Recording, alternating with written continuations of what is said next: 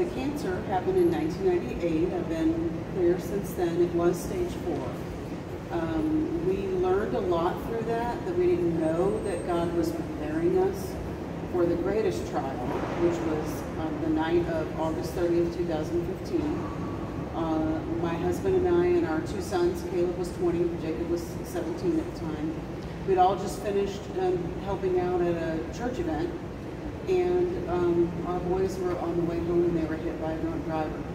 And our 17-year-old son, Jacob, died on the scene, and our oldest son, Caleb, had catastrophic injuries and almost died.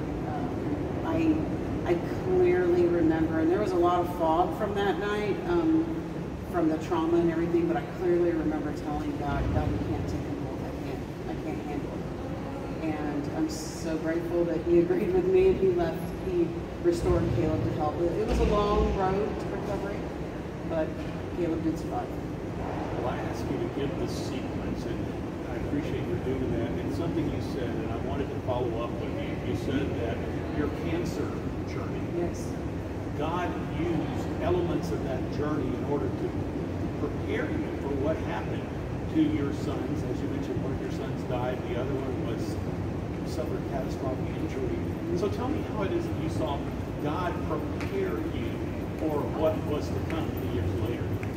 So that's actually where the title of the book came from, GodPrints. My husband is a pastor, and he preached a sermon a long time ago on recognizing the footprints of Satan in your life when he's messing around, in your life. And I like to turn that on its head and start looking for those times when God has touched your life. And I had already recognized some of those preparation moments before the accident, because God had already taught us a lot of things through the cancer and some other things that we've experienced. But after the accident, I really sat down and I was like, God, I really want to see you in this. I want to find you. And he just began to really show me all the times that he was faithful to walk with us through that cancer journey. There was times when I shouldn't have survived, but I did. There were times that we saw the church rally around us and pray, and miracles happen. Things happened that were unexplainable.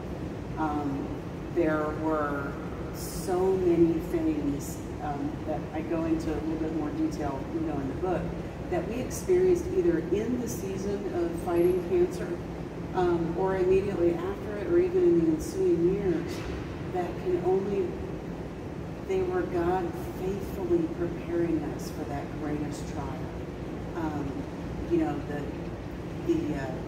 The health issues that Caleb would be facing.